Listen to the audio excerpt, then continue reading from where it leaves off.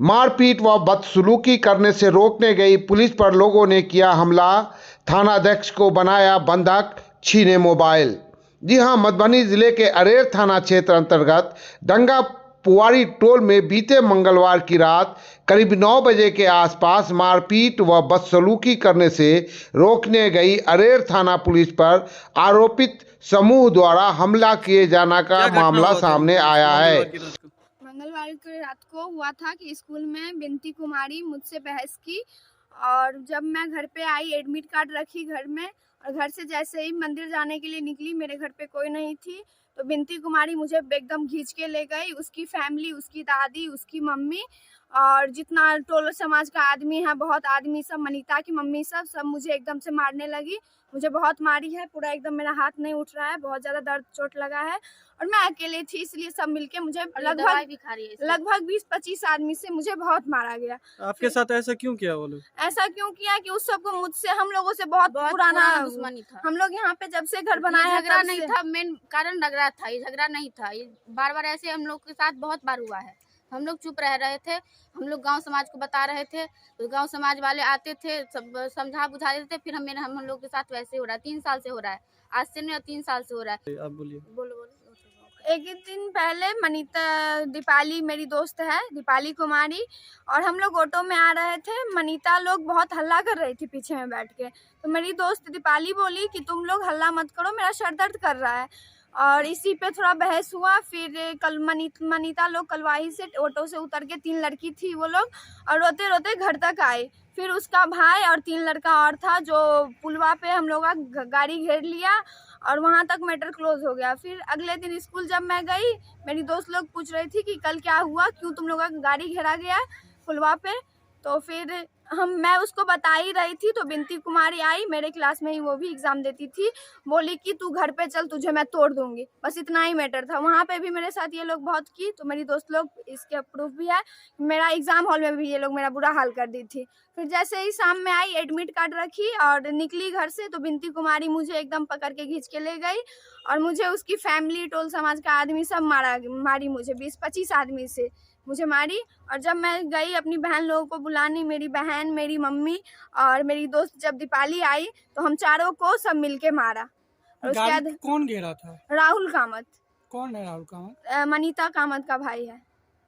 और जब मैम को हम लोग कॉल किए, मैडम आई और मैडम मुझसे पूछताछ की। मुझे बहुत ज़्यादा मारा गया है, मेरा अभी भी दवाई चल रहा है।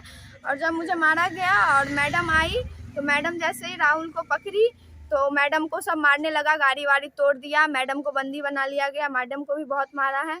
आपके साथ मारपीट का कोई पुरानी दुश्मनी? नहीं, कुछ नहीं था, पुराना दुश्मनी था तो फैमिली से था, मेरे साथ कुछ नहीं था। मुझे फालतू क्या था फैमिली के साथ? फैमिली के साथ कुछ ऐसे ही, जब टोल समाज में जैसे होता है। हम लोग यहाँ पे ब्राह्मण में अकेले हैं। अच्छा। हाँ, तो कमजोर समझ के हम लोग का यहाँ पे जो भी है, जितना भी सब हम लोग कमजोर समझ के हमेशा सताता है। क्या नाम है पापा का? एक लड़की रोते हुए फ़ोन की थी मेरे सरकारी नंबर पे, तो मैं गई देखने के लिए, अपना ये सत्यापन करने के लिए। फिर मैंने लड़की से पूछताछ की कि कैसे हुआ। उसने बोला कि मेरी बहन जो अभी मैट्रिक का एग्ज़ाम दे रही है, वो कल कलवाही से आ रही थी और कलवाही से मतलब जो अभियुक्तगण है, उसकी भी एक बेटी है, बिनती कुमारी प्राथमिक अभियुक्त है, वो भी उसी ऑटो से रोज साथ में ही आया जाया करती थी। तो एक लड़की जो ऑटो में थी, उसकी तबीयत खराब हो गई थी, उल्टी हुआ था और सर में दर्द था। तो वो लड़की बोली कि थोड़ा सोच कम मचाओ, मेरे सर में दर्द है।